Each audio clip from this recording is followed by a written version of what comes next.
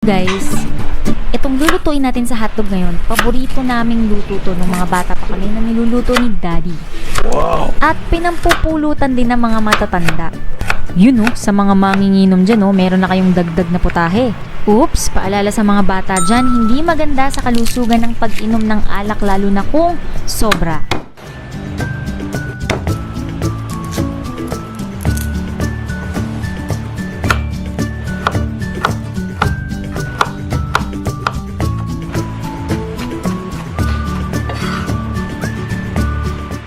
Ayan, maglalagay din tayo ng patatas. Pero kung wala kayong patatas, wag na po kayong maglagay. Madali naman tayong kausap.